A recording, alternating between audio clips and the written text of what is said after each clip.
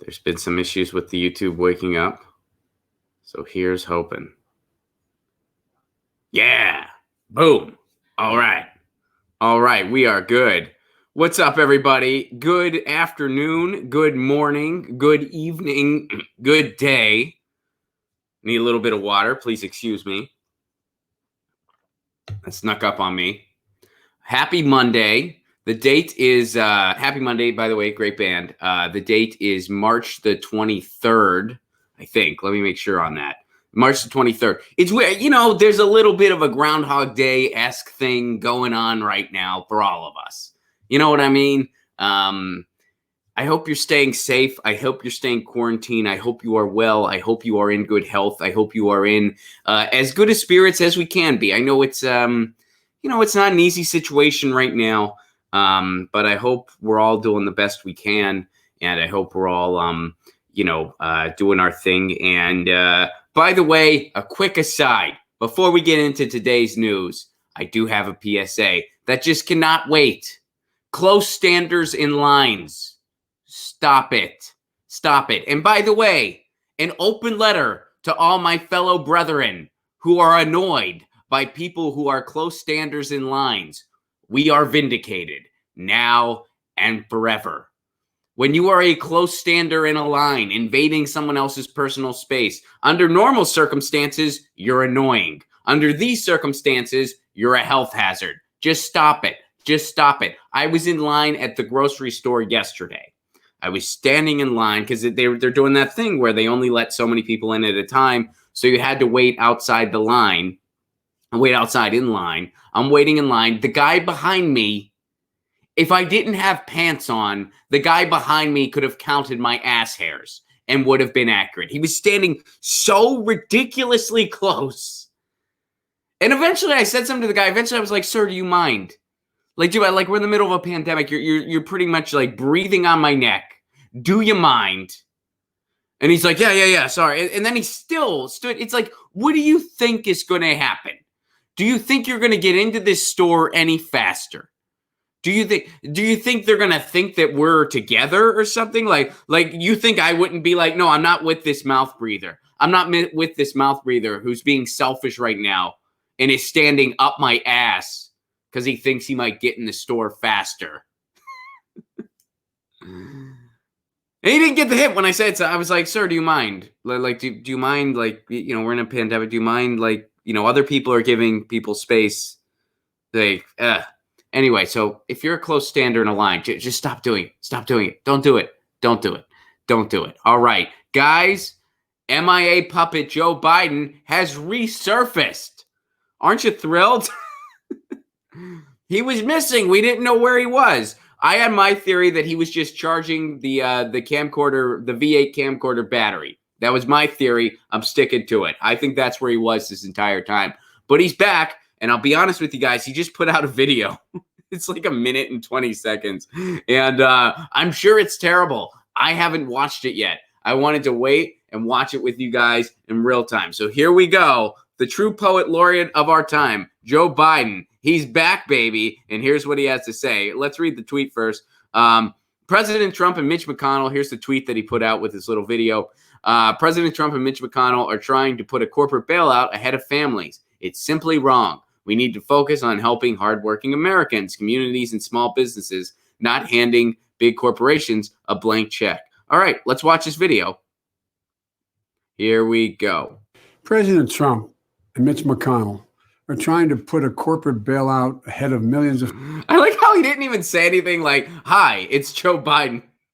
Like he just goes right into it. He's like, President Trump. It's like he's like, all right, I want to get this done in like 90 seconds. I got my Mr. Rogers sweater on. I really don't want to be here. He does not look well. He does not look well. That is either really terrible makeup or he's sweating. Look at that right there. Looks like he's sweating. And he just opens with, there's no like intro. There's no, just President Trump. All right, let's keep watching this. Let's watch the whole thing. Families. It's families. It's simply wrong. We should be focusing on families. The White House and the United States Senate Republicans have proposed a $500 billion slush fund for corporations. with almost no conditions. And you don't have to tell Americans where it's going to go for months. You don't have to explain what you did with it. The Trump administration could allow money for stock buybacks, for executive pay. Republicans refuse to increase Social Security at the same time, to forgive student loans, to take the necessary steps to stop evictions, ensure food and nutrition for vulnerable families.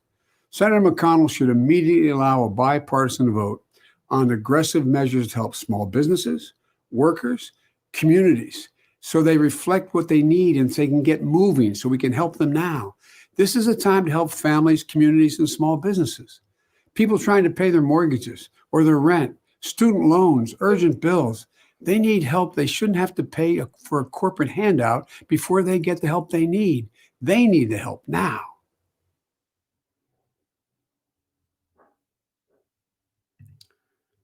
That's a leader, apparently.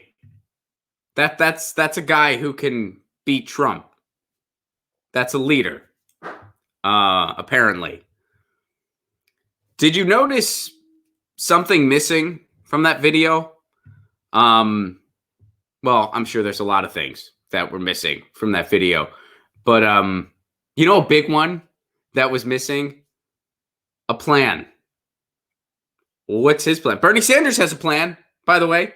Bernie Sanders wants to give $2,000 to people, wants to give an emergency UBI to people. He has a plan. Where's Joe Biden's plan?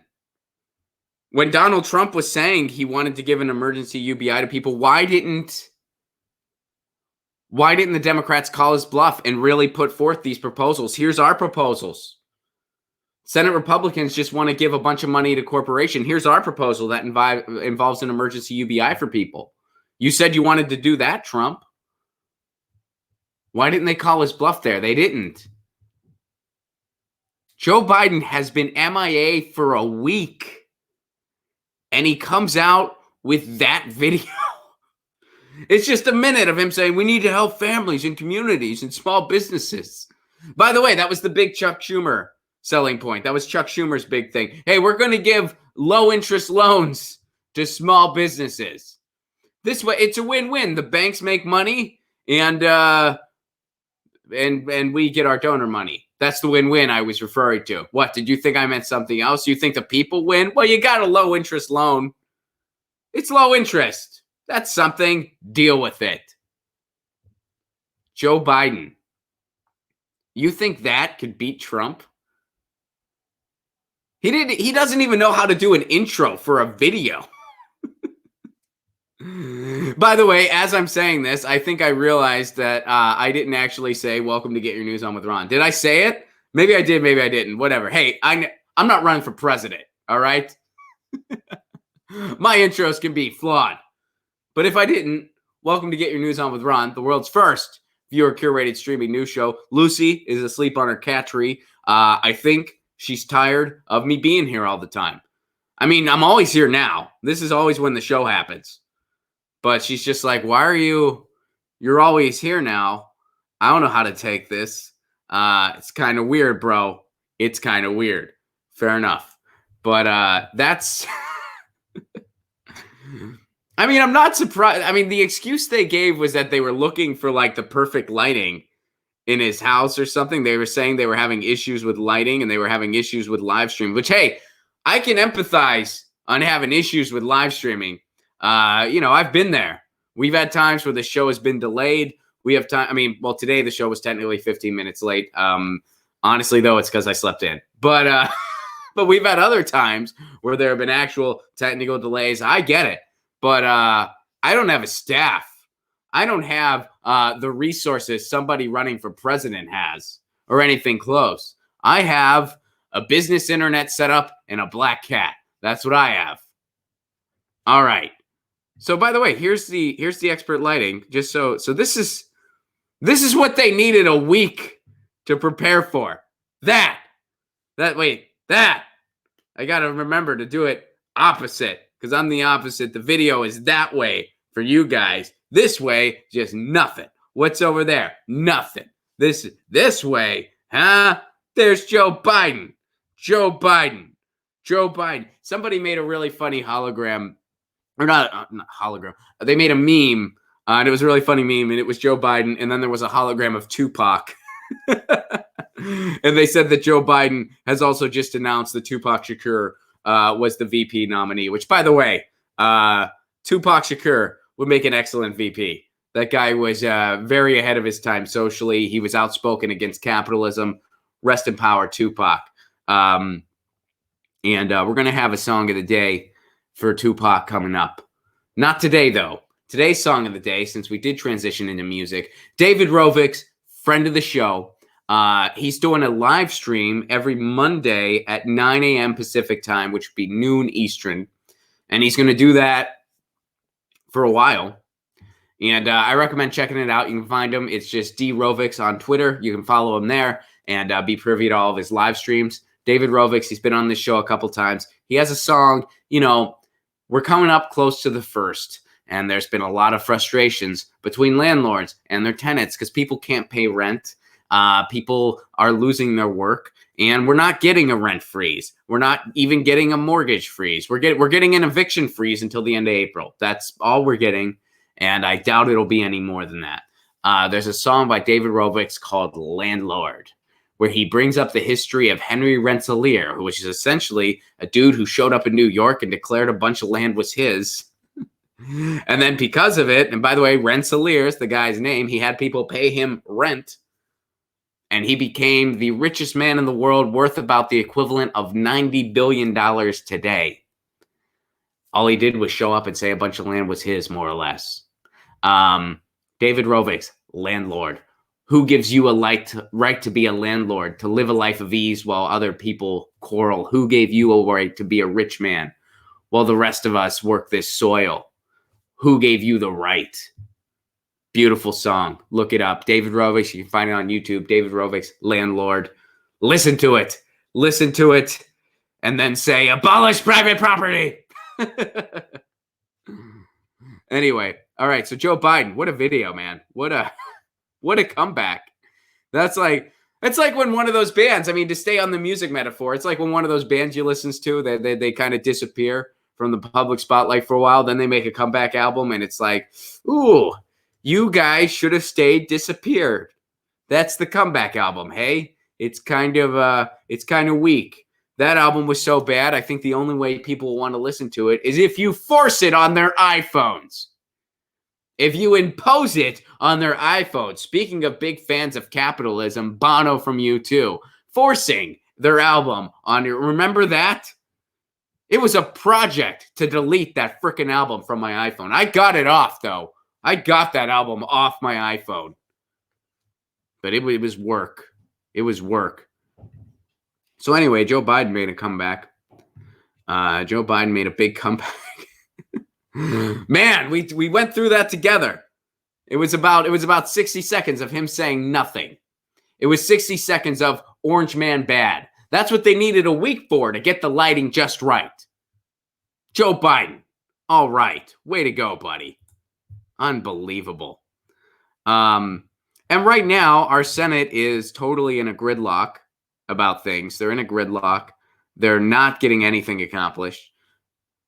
And here, hold on. Let me check something real quick here. All right. Sorry, I had an extra window open that shouldn't have been open, and I wanted to make sure that it was open on accident. That was a weird thing to say. But yeah, that's what I wanted. I want to make sure you get the idea. Anyway. This is from The Atlantic from a little while ago. But I think it's worth bringing up. As our Senate, the United States Senate, is right in a gridlock right now, just going back and forth, where the Democrats don't actually want to help people, or they would put forth Bernie Sanders' plan or something like it. They're just having these wishy-washes. Oh, we'll give loans to small businesses. And then Republicans are saying, hey, we're just going to give corporations a blank check, and we don't have to tell you what we do with any of the money. Because Democrats are just coming up with nothing. Instead of really calling Trump's bluff and being like, oh, Trump, you really want to put money in people's hands? You really want an emergency UBI? Here's a plan that actually gives everyone an emergency UBI, that actually helps the working people of this country.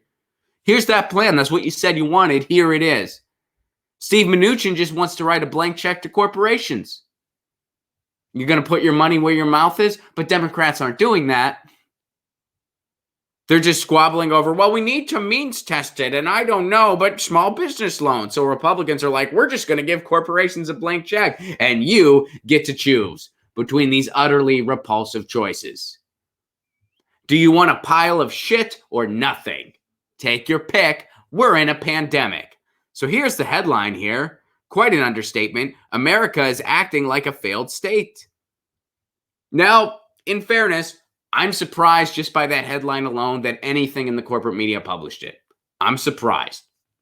I will tip my hat there.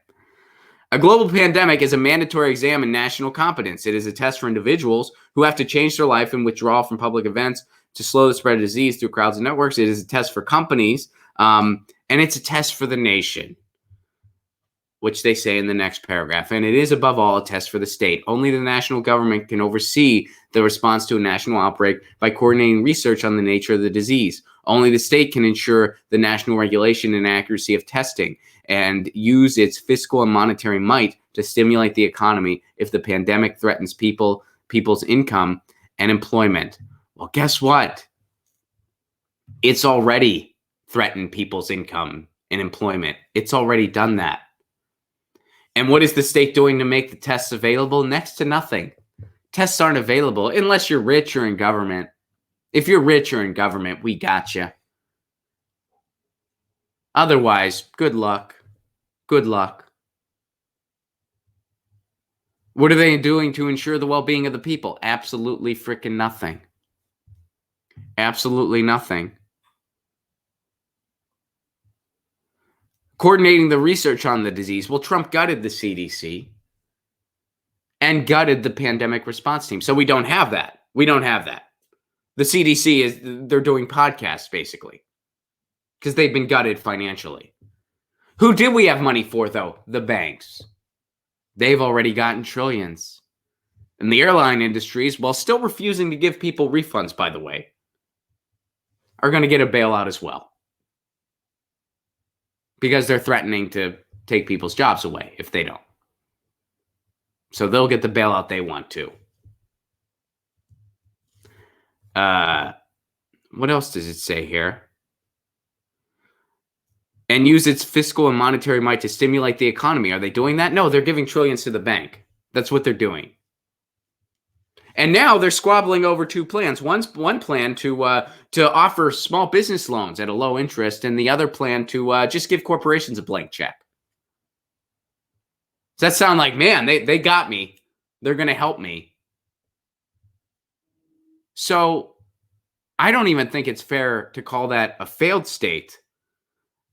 I think it's unfair to even call that a state. The United States is not a country anymore. It's a corporation. It's a corporation with state lines. You live in a corporation. I live in a corporation. We live in a corporation. Our response is on par with third world countries. Why? It certainly isn't because we don't have the resources. We do. We're the richest corporation in the world. We just don't really distribute that to people. We don't operate like a government does. We don't operate like a country does because we're not a country. We're a corporation. We are a corporation. So America is not acting like a failed state. America, actually, that's improper. United States, first of all. That headline is actually incorrect. America is actually, so America is not a thing. The United States of America is a country. North America is a continent, and that includes Canada.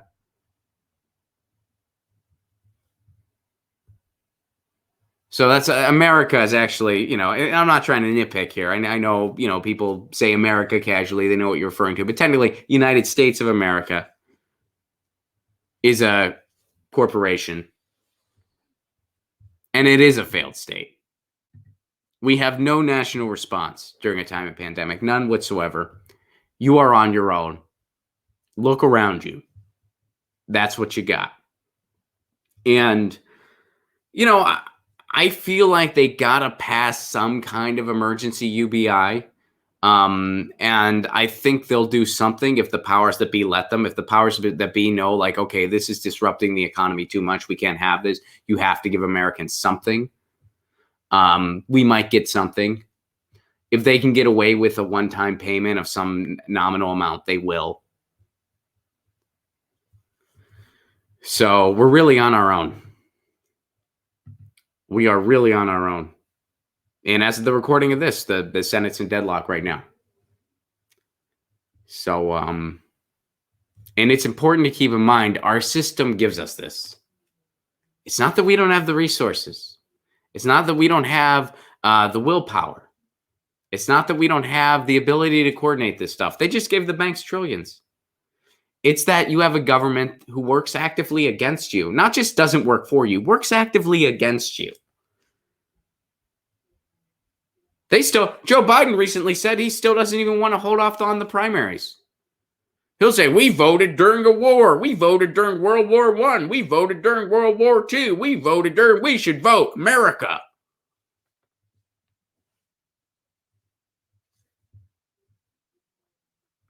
So there you have it.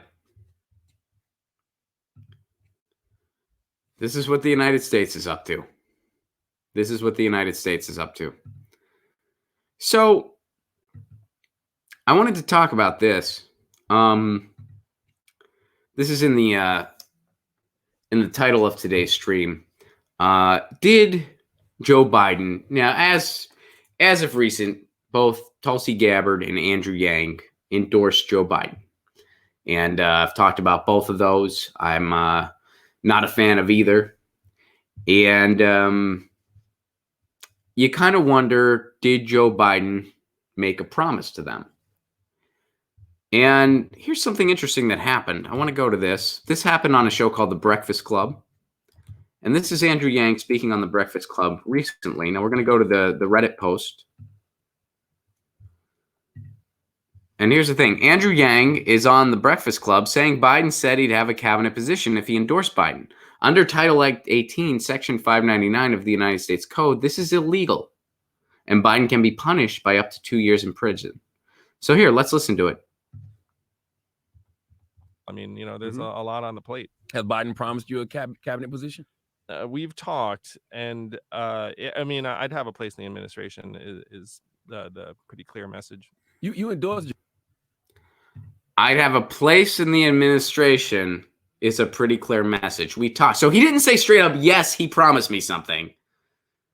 But he kind of spilled a little bit there. And maybe that was on accident. Maybe it wasn't. He didn't straight up say yes, probably because he knows it's illegal for Biden to do that. But really strong hinting there. I'd have a place in the administration. That's been delivered. Well, let's go to another segment. This was on the Jimmy Dore show yesterday. And here's Tulsi Gabbard. And we have special guests with us. Hold up. I want to go to a specific part.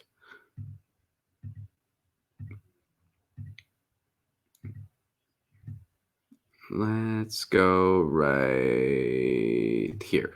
The Sanders campaign. Yeah, like I said, I reached out, and I'll keep my conversations between us and them. And so, have you discussed a position with Joe Biden in his campaign? No. Okay. No. All right. All right. So she immediately said no to that. She shot that down real quick. Tulsi Gabbard shot that down real quick. And now she's grinning ear to ear. Do you notice that? Here, let's watch it again. And by the way, that thing before, Jimmy was asking if she had any contact with the Bernie campaign. She said yes, but she would not go into detail. Let's watch it one more time. Here, we'll start here. Okay, so you didn't offer your endorsement to the Sanders campaign? Yeah, like I said, I reached out, and I'll keep my conversations between us and them. And so, have you discussed a position with Joe Biden in his campaign? No. Okay. No. All right. All right. Look at that. Like look at how. That's what you call a tell. She's just grinning ear to ear. Now, she says no immediately. Why does she say no immediately? Well, because she knows it's illegal for Biden to do something like that. And she's a career politician. Andrew Yang isn't. So Andrew Yang, when put in that same situation, might spill a little bit more. Might say, well, we've had talks and it's pretty much guaranteed I'm going to get something. He knows not to give a straight up yes to that question, but he's maybe you're saying a little too much. Tulsi Gabbard, career politician, knows to be like, no. But then she's grinning ear to ear. Interesting, isn't it? Now, do I know for sure that Joe Biden promised one or both of them anything? No, of course I don't. I have no idea. But that's a little peculiar, isn't it? That's a little peculiar that you just say no right away, and then you're grinning ear to ear, and then Andrew Yang says, "Well, I'm going to have a spot guaranteed. We talked. I'll have a role." Speaking maybe just vague enough not to get Joe Biden in trouble. But again, if Joe Biden did this for either or both of them, Joe Biden broke the law. And I know what you're thinking. Joe Biden breaking the law. That seems really out of character, Ron. I can't imagine that. I can't imagine the guy who straight face can say, it's fine that my son got $50,000 a month for doing absolutely nothing. There's nothing corrupt about that. I can't imagine him breaking the law to try to get himself a nomination. I can't imagine the guy who has failed at running for president 3 times. And this is it. This is his last shot, that he wouldn't do anything he could to try to make sure he gets that nomination. And he really doesn't care about the country because he's going to go on to lose to Donald Trump and give us 4 more years of Donald Trump. I know what you're thinking. The guy who just bold-faced lied that he never said anything about cutting Social Security, because Joe Biden doesn't know what YouTube is. And he doesn't know that there's a video of him from the past that people can see on the internet, and they can watch it and see that he's a liar. I know you're thinking, Ron, it's a crazy notion that maybe Joe Biden would break the law, but I'm saying it's possible. I'm saying it's possible. Just a hunch. Just a hunch. So, thought that was interesting and worth sharing. Both those interviews are very recent, by the way. The one with Andrew Yang, the one with Tulsi Gabbard occurred yesterday, I believe. Or it might have been Saturday, but it was over the weekend. And when they're both asked that question, Yang starts spilling a little more. Tulsi, immediate no. Career politician, she gets that. But it's a little bit of a tell. So, moving on, I wanted to share this with you guys. Somebody was tweeting this today, and I think this is pretty interesting. This is the financing for nice, polite Republicans. Now, I know if you're anything like me, you may have noticed that NPR has really plummeted in recent years. Really, really plummeted in recent years. But here's something. Public radio finances. While NPR shares a mission with our stations, we are funded in significantly different but interrelated ways. Get an overview of that system here. NPR's latest financial statements and annual reports are including here. All right, so look at this circle chart here. So here's where they get their funding. Look at this. Corporate sponsorships, 33%. Contributions, 13%. Now, here's the other big chunk, station dues and fees. So what does that mean exactly? Station dues and fees. Well, let's read on. Hold on. It says it somewhere where that is. The most significant component, dues and fees paid by our member stations are the largest portion of NPR's revenue. Okay. Well, where do the member stations get that money? This includes fees paid to air the NPR news magazines, other programming we produce and distribute, digital support services, and annual member dues. Historically, station dues and fees have grown steadily in tandem with audiences for NPR programs and the number of stations presenting these shows. The most significant component of station dues and fees revenue is the charge for carrying our premier news magazines, Morning Edition, All Things Considered, and Weekend Edition. These programs are priced based on the amount of listening per station multiplied by a common unit price. We charge more as the blah, blah, blah, blah, blah. Non-news magazine program fees make up the next largest proponent of station dues and fees revenue. These programs are priced on a rate that is tiered in proportion, blah, blah, blah. Annual member dues and fees make up the balance of station dues. Okay. Payment of member dues. Okay, so basically, they charge their affiliate station to run these programs, and they get the money that way. And where does that money come from? Well, we don't know exactly. I mean, like a local independent station, they do underwriting a number of ways, and some of it is with small businesses. And it's fairly honest, of course. But then some of it could be, again, Coke money and stuff like that, which, by the way, corporate sponsorship, just point blank corporate sponsorship, no strings attached, 33%. 33%. So they extract most of their money from corporate sponsorships and then fees that they charge communities. And who knows, a lot of that money could also bleed into some of this stuff. Because they also might get that national quote unquote underwriting from Coke money. And then they just ship it back to the station. That's why they have to. That's why they have to specify this. This is the check that the other stations write them. This doesn't come. This isn't listener supported. This doesn't come directly from listeners.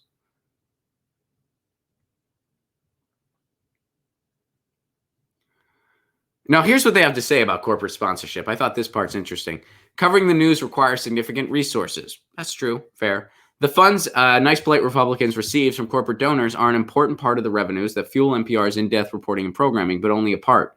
The largest portion of NPR's revenue, blah, blah, blah. Okay, corporate sponsors, here, this is great.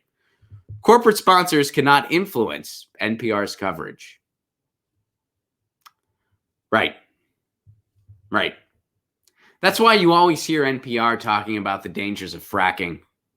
That's why when NPR does a net neutrality segment, they have a cable lobbyist and a cable lobbyist to discuss it. Because corporate sponsors can't influence their coverage. NPR's journalists have no role in selecting corporate sponsors. Well, I believe that. It's not going to be the journalists, it's going to be the people at the top. Our journalists are trained in the ethics and practices of journalism, which prevent outside groups from influencing their objectivity, story selection, and reporting. You can read the code of ethics in place at NPR here. Oh, well, if that changes everything. Well, they're told not to. Our journalists, our reporting is not influenced at all by corporate sponsorships. Why do you not take corporate money? Oh, no, we take a bunch of it. In fact, it's the majority of how we get our funding. It's a big part of our funding. It's at the very least a third. I mean, you look at this, I guarantee you it's more than a third, but a third is what they admit to, because I guarantee some of this stuff overlaps with this stuff. But when they're reporting it, they don't want it to look they don't want to raise too many eyebrows, so they'll just leave it here. This is what they'll admit to, which this is already 33% too high. But our journalists are trained to not let that influence anything. Even if it doesn't, our journalists don't have the final say. We have overseers. Isn't that remarkable? 33%, and that's what they're willing to admit to. And now you see, I mean, all of these things are connected. We have a corporate giveaway of our government. And now you're seeing how that works out. Look at this pandemic. Look around us. We are a failed state. We aren't even a country. We're a corporation. And the circus that we're seeing right now, that's been the circus for news and information for a long time.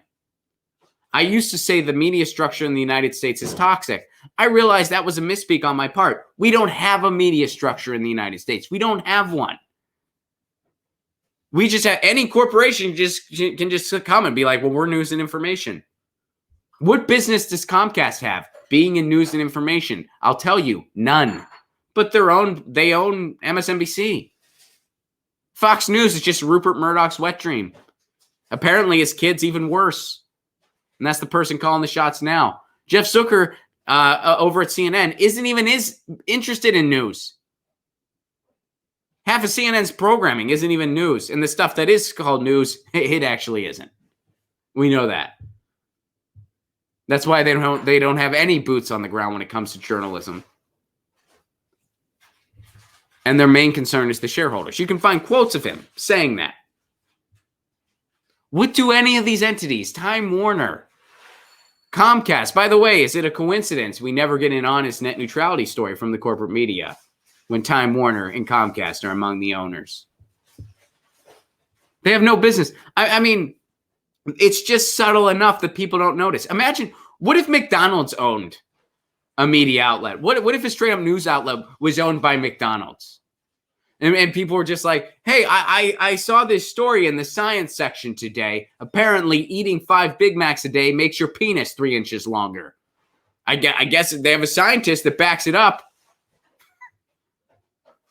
Would that raise people's eyebrow? Would they be like, maybe McDonald's shouldn't be in the business of news and information. Maybe they have no business being in the business of news. Maybe they have no business having business there. Business. But it just doesn't raise eyebrow. We're just like, yeah. We just take it for granted. We're just like, yeah, we have a corporate giveaway of news and information. And even something called National Public Radio. That's what NPR actually stands for, by the way. National Public Radio. 33% corporate money. That's a third. And that's what they admit to. I guarantee it's higher than 33%. I guarantee it. Especially, there's that other funding part. Here, let's look at it again. There's that part that just says other funding. I don't know what that is. Other revenue. Who knows what that 7% is? So I guarantee you part of this overlaps with this.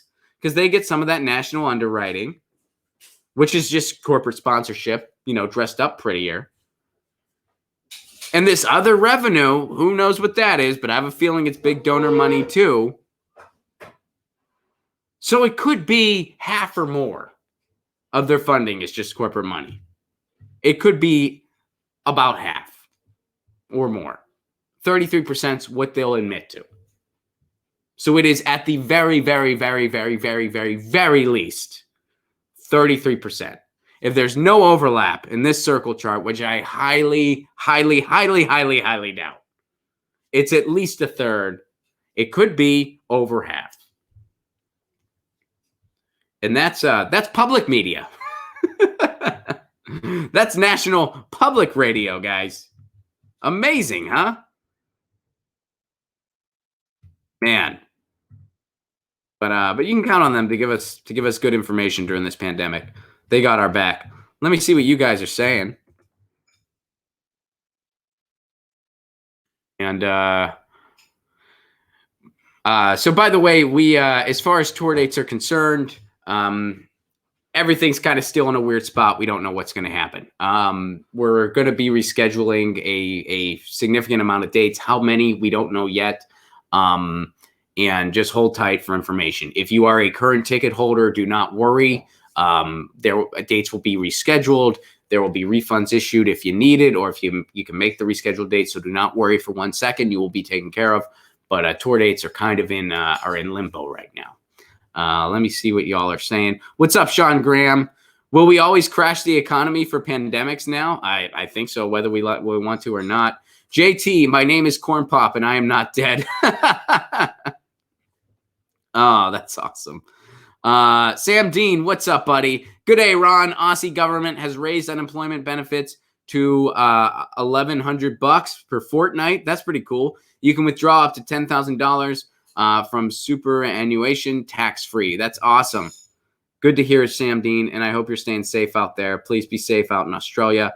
I hope you guys are doing well and staying safe. And Sparky, I got something from you. I cannot get to it. I'm going to try to find it, and I will. Just give me a second. By the way, if you are able, interested, willing, patreon.com/Ron Placone for a give what you can level. You get all kinds of exclusive content, including my album. You can just download my album in its entirety. And it's all for a give what you can level. I did a stand-up show the other night. It was a really fun time. I did a stand-up show via Zoom, and it was really cool. So we're going to do more of those. We're going to do more stand-up shows. I mean, it was stories, songs. It was just a live show, if you will. But we're going to be doing a lot more of that. And I'll be doing some that are just directly for the patrons. So again, patreon.com/Ron Placone. Yeah, tune in, tune often. And Sparky, I'm really trying to find your thing, man. And I can't. I'm really trying to find it. And for some reason, YouTube does this thing where it just cuts off the last super chat comment that you get. And it's very weird, and I don't know why it is. Let me see if I can get to it another way.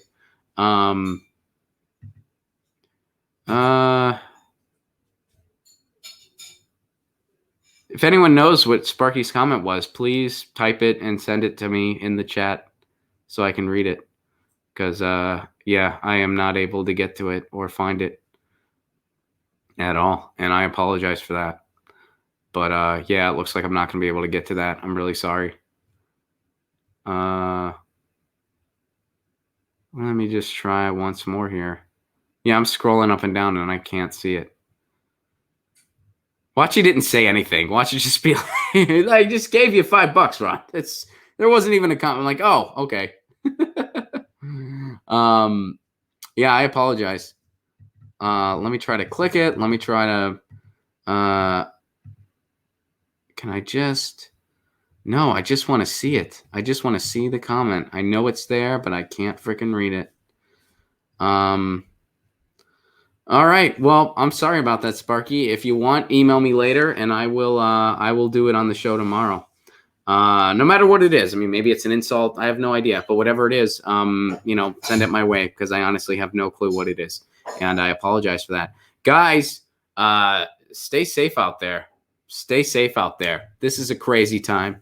This crazy 23rd of March in the year of our Lord 2020 day. What day is it as far as the pandemic is concerned? Is it day 7 now?